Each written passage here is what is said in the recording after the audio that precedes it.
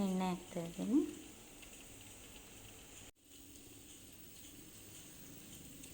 ಕರಿಬೇವು, ಈರುಳ್ಳಿ,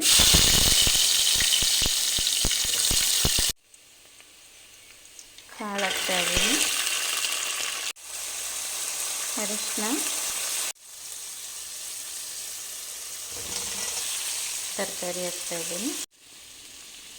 ಇವಾಗ ಟೊಮೊಟೊ, ಇದನ್ನೆಲ್ಲ ಸ್ವಲ್ಪ ಒಂದು 2-3 ನಿಮಿಷ ಹುರ್ಕೊಳ್ಳೋಣ ಚೆನ್ನಾಗಿ. ಚಿಲ್ಲಿ, ಧನಿಯಾ ಪೌಡರ್,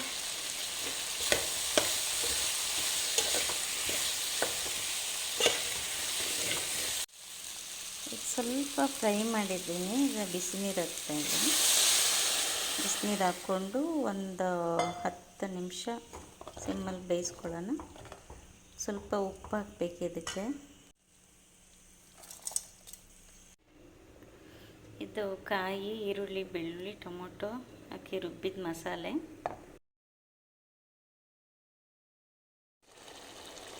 ಇವಾಗ ಬೆಂದಿದೆ, ಮಸಾಲೆ ಹಾಕ್ತಾಯಿದ್ದೀನಿ. ಸ್ಮೋಕ್ ಬರುತ್ತೆ. ಮಸಾಲೆನ ಸ್ವಲ್ಪ ಚೆನ್ನಾಗಿ ಹುರಿಬೇಕು. ಇದರಲ್ಲಿ ಚೆನ್ನಾಗಿ ಹುರಿದಿದ್ದೀನಿ, ಮತ್ತು ಉಪ್ಪು ಹಾಕ್ಕೊಂಡಿದ್ದೀನಿ ಸ್ವಲ್ಪ.